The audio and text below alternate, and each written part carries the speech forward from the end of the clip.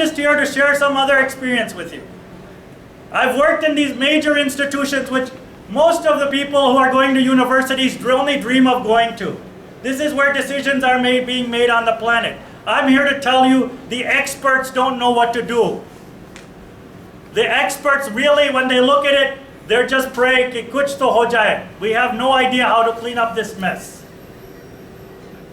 I'm telling you, there are people like Dave and Hema and many, many more, thousands and thousands who are quitting their jobs. Why would they quit their jobs? If I'm over dramatizing things, why would massive numbers of people quit their jobs? Why would people who could send their children to the best schools and colleges in the United States quit and choose to come and live in a village in India and start doing organic farming in their communities?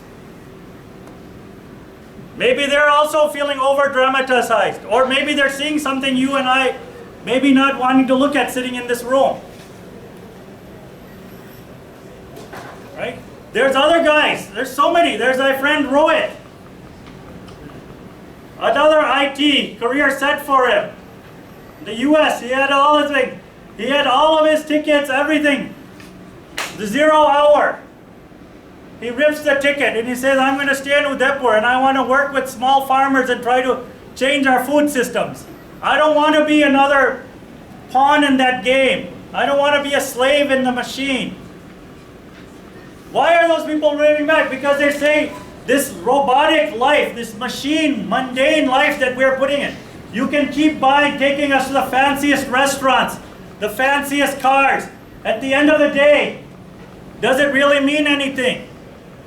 There are lots and lots of people who have been, I'm asking you if you're thinking I'm dramatizing, that might be my case. Why are all of these people around the planet leaving? I'm trying to put that in front of you.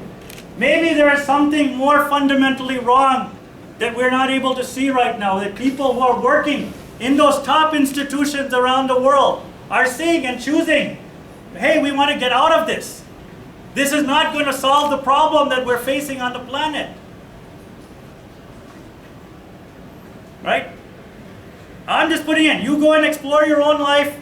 I have no control over you guys. I have no way to influence. I have no compulsion. I have no way to punish you if you don't listen to me. You don't have to listen to me. All I'm saying is we're here. I'm giving you another perspective. Think about it. If you think it's bullshit, say it's bullshit, man.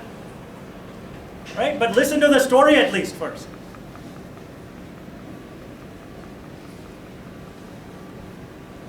The question around the cage. This is a story, you know, who wrote this story? 80 years ago, Rabindranath Tagore wrote a story about a wild parrot, uncivilized, uneducated, who was picked up by the king and told that he needed to be civilized and educated and put in the cage and made into a human, let's say, animal resource, something that is good for the global economy. The problem is with the cage, as the thing kept going on, the parrot's condition got worse and worse, that the parrot lost sense of his own soul, his own spirit, his own confidence that he could fly, his own ability that he could sing. More and more technologies were given to the parrot. The parrot's health got worse and worse. This is a story 80 years ago that Tagore is writing to warn us, to look at the cage that we're being put in. And slowly, one day the cage was left open. The parrot was afraid to fly out. The parrot thought it's more safe and more comfortable and more secure. I should just stay in the cage. So we have a real crisis then. What I'm trying to put in front of you is this idea that maybe we're in a cage. If you hold that possibility, we're stuck in a cage. The worst thing is that we're enjoying being in the cage, or maybe we don't. People who don't enjoy it usually end up like failing school, or end up walking out, or end up going into some kind of depression or nervous breakdown. But there's a certain group, yes, oh yeah, we're running faster and faster and faster in the cage. And what maybe Dave and Hema or Rohit, or there's another friend, crazy guy, Aviral. He had 1 semester left of engineering. 1 semester. He was doing engineering in Udaipur. And he walked out of it. His parents came to me. His father was a doctor. Came to me and he started crying. He was weeping in front of me. His father was like, please, please, please convince him to rejoin. He has 1 semester left. He can do whatever he wants afterwards. So I talked to Aviral. I said, dude, you want to do something? You want to go back? Your parents are really upset. And he's like, no, I don't want to go back. I don't want to be in that cage anymore.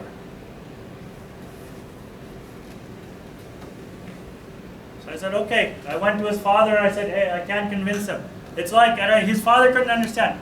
I said, imagine this feeling to his father of somebody holding a pillow over your face the whole life, suffocating you, trying to mold you into something that you don't want to be. Right? If you don't know this is happening, I really feel sad for you, because you should look out at a lot of the condition of young people in this country. Suffocating you and deciding that you get the pillow off and you never want to put it on your face again. That's what I can describe as why he doesn't want to do it. So you're lucky that he's saying he doesn't want to do it rather than going and committing suicide. You know, and since the year 2000, more people have died from committing suicide on the planet than from war. More people have died from suicide than from war on this planet. This is the kind of deep depression, and the majority of this is happening in the wealthiest countries of the world. Yes?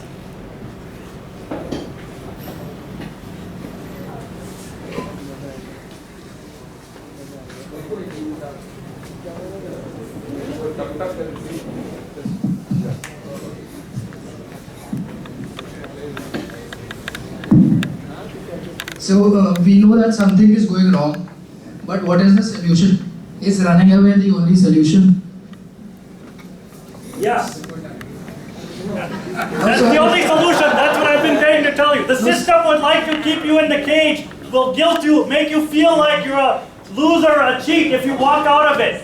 I'm trying to say the only way to save this planet is to run away from that, and the people who are running away are the ones who are creating the most crazy, radical, beautiful, amazing experiments you'll find on the planet. But if 7 billion people on the planet run away, I think there'll be chaos.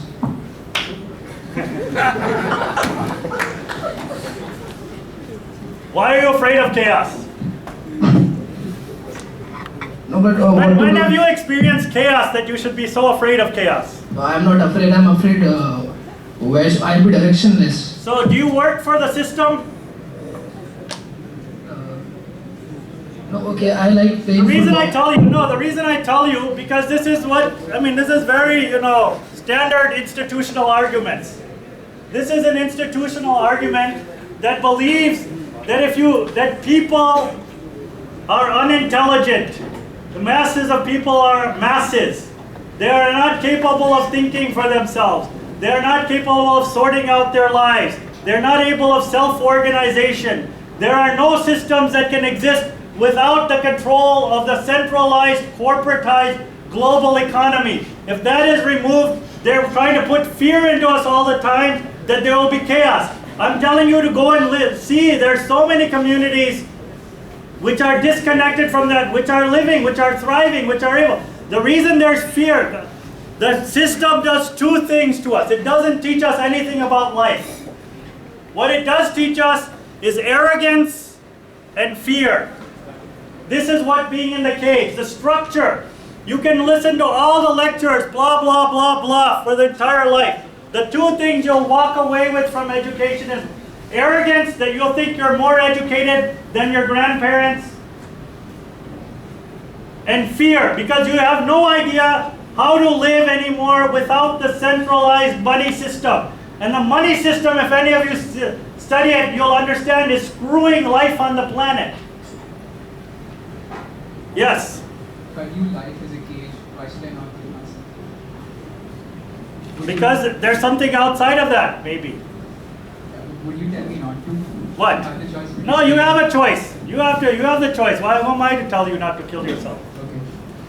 It's your life. But I'm saying that there's something outside there.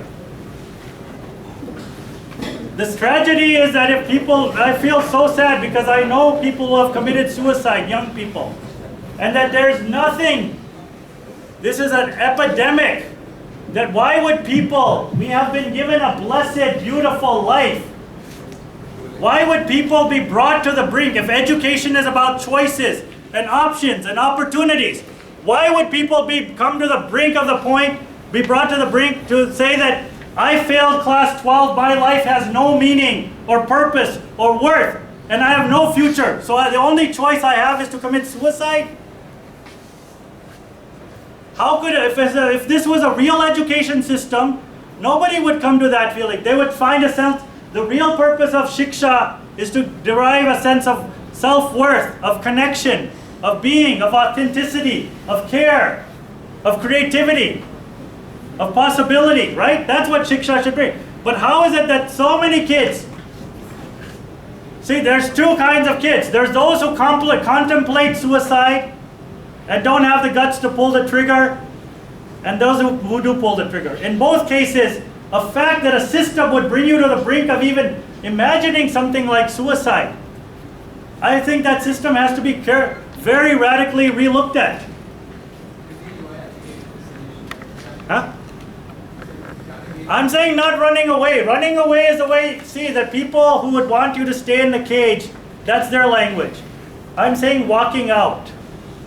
Choosing not to participate.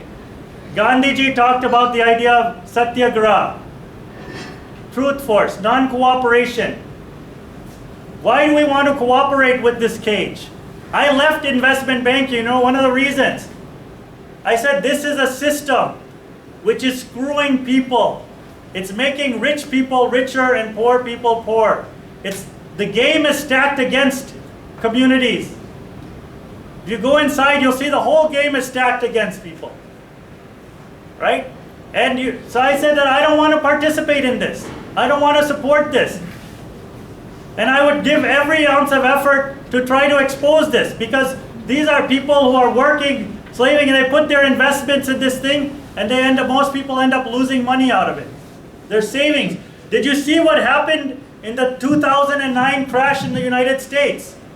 People lost their homes, their lives, their jobs, everything. And the Wall Street guys made out like bandits. They made more money because people lost everything. You call that running away, I call it walking out and saying that we are not going to support this system. We're going to put our energies into creating other kinds of systems which work for the well-being of more life on the planet. Go and look at what happened in 2009. It's so obvious. Do you think we're all institutionalized here? All of us sitting here. I don't know you. I can't judge. It's not my job to judge you. Why do you ask? You should ask him. I'm asking because I'm telling we've all been put through a process of institutionalization. That is what the purpose of schooling is. By institutionalization, it means the crushing of human consciousness, connection, goodness, authenticity, and subjecting it to the will, the authority, the centralization, the rules of institutions. Even people working for institutions, most of the time they'll tell you, hey dude, I don't believe what my institution is doing, but I don't have a choice. I give an example. About 15 years ago, I was at Narmada Valley with Meda Patkar. And they were still trying to prevent the dam to be built. There was a whole bunch of people. I went to check it. I was like, oh, the media must be hyping, dramatizing. These people are all fakes. Let me go and check what really is going on.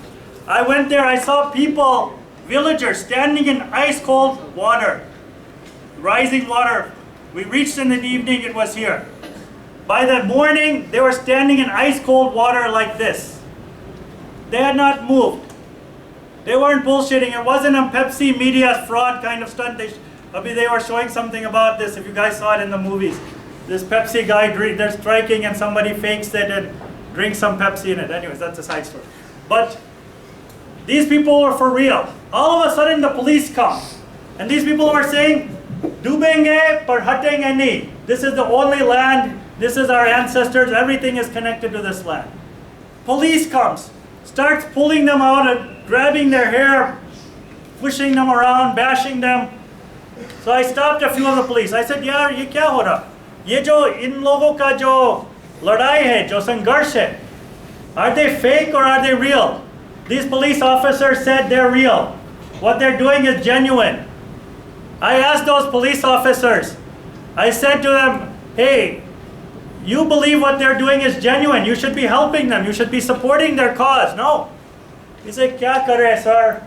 Naukri ka sawal hai. So this is what's happening. People all over the planet. You go to most places. People in the army, they don't do they hate Pakistanis or do they hate, Israelis or do they hate anybody? No. Why? What purpose do you have to hate? You've been institutionalized to feel an hate towards people. So much to the point you feel comfortable not seeing that they have families, that they have communities, that they're human beings. No, they're a label that you can shoot at. So I'm saying we need to look at all of the kinds of institutionalization that we have gone through. Even this fact that you think that there's knowledge. This is only one understanding of what the human experience is that you're receiving here. In the wealth of knowledge on the planet, this is maybe 0.1% of what the human experience is there of understanding. So there are many more things out there. There's those people who believe that they can still talk to plants. I've seen them, I've met them, I've seen them doing it.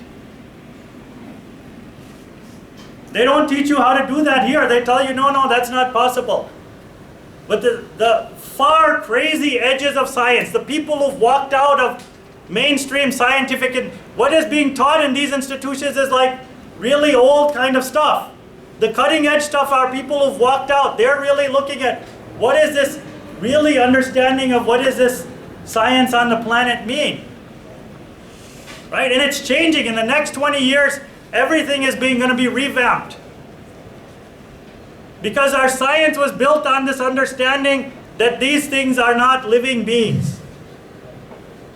As soon as we understand that, there's a whole different understanding of what this planet is. Sir, I know that I'm living in a capitalistic economy. I know that I'm living in a capitalistic economy and where the system is running on a fixed capital, consuming all the non-renewable resources. And I know that I'm living in a system where the farmers who produce all the food we need are getting not enough. And I know the system where a labor works the cog in the machine.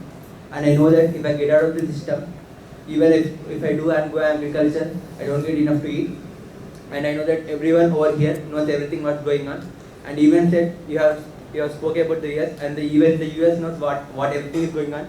The whole world witnesses what is going on, but no one goes against the system. I'm trying to tell you two things. Sorry, what's the last? Does anyone question the system? I'm trying to tell you there are millions of people who are going into the system, against the system, who are walking out of the system, who are leaving it, who have seen it at its highest levels, right? If I was just telling you, no, I lived here, I live in a village, whatever the highest levels of that system are, I've been to those places. So you can go to the edges and you can see what is the game. Once you see the game, okay, don't believe me. I'm just the messenger. You can shoot me. But I'm telling you, I've been there, I've seen it. So then you think about it. Why do people continue doing it? That's the question to ask. Why are some people walking out, leaving that? They have their whole career set. Everything you dream of, you've been told to dream of, they're leaving. It's important to understand that. What is going on that they would want to leave it all? One of the things. And where is that courage coming from?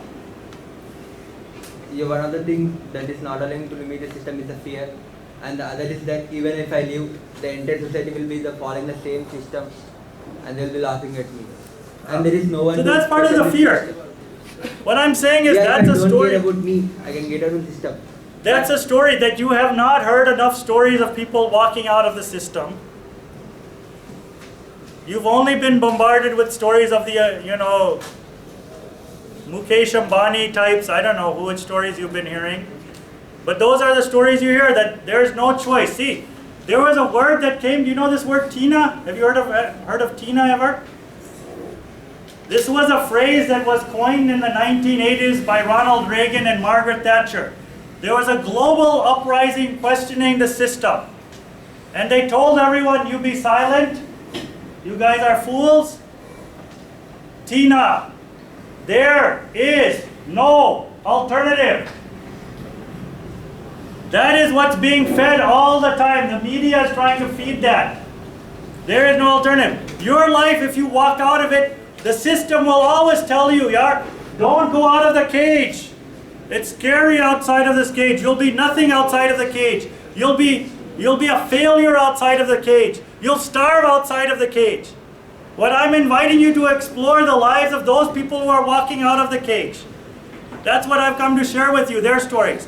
If it means it to you, it's given a lot of people, friends of mine, lots of us courage to keep walking and to keep co-creating new things on the planet. Sir, I'm asking that why can't we go against the system, or why can't we stop doing that? Is there any way of I'm telling there's two reasons for that. One is an arrogance that we think we know better. Right? There's actually, it's interesting.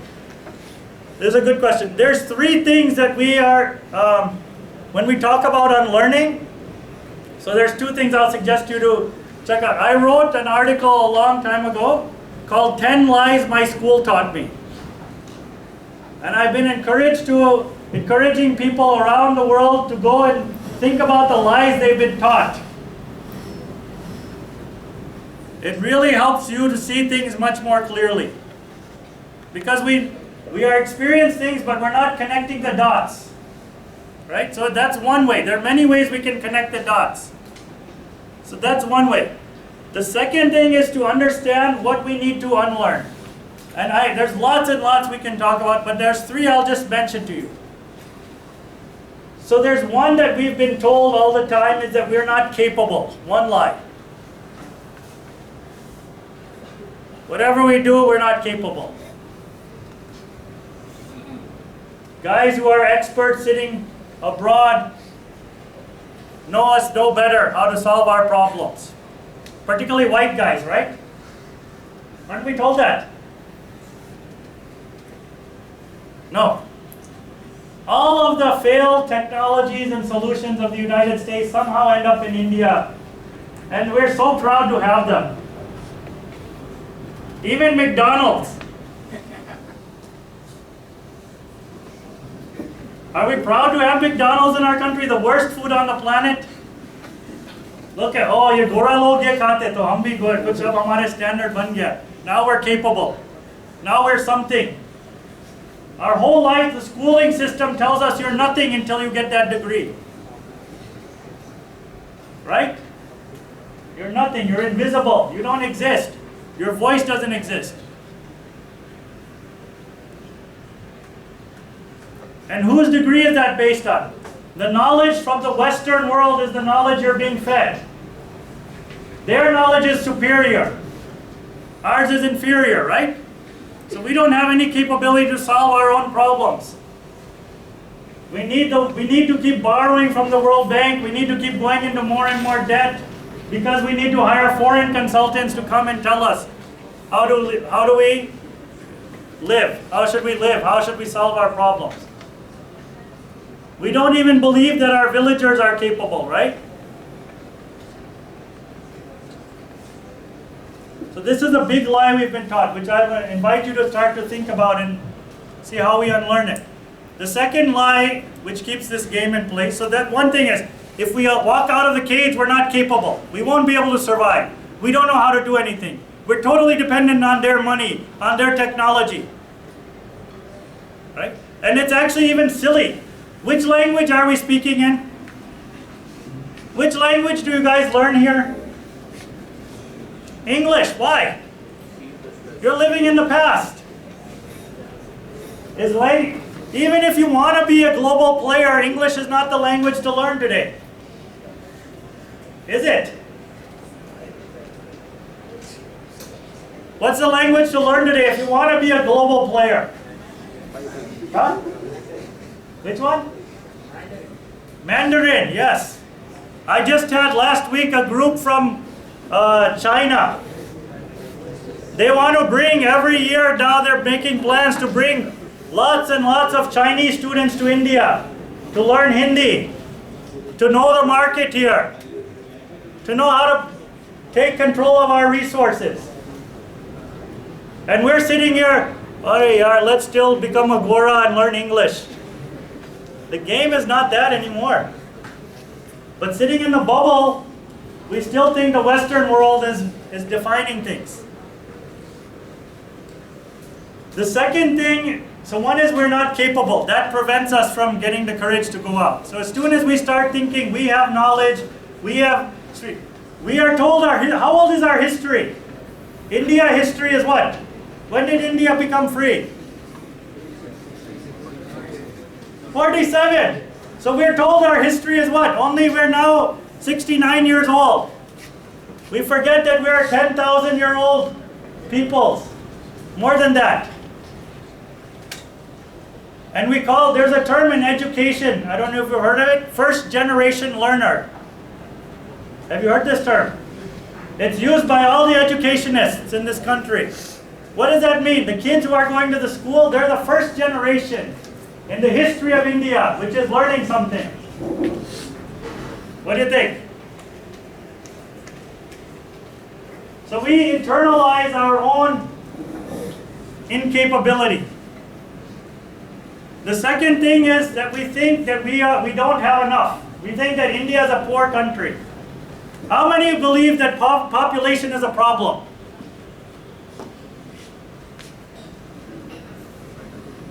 आप क्या कर रहे हैं इनके साथ यार? Who told you population was a problem? Some white guys came and told you? Population is not a problem in our country. What is a problem is the mismanagement of the tremendous wealth that we have in this country.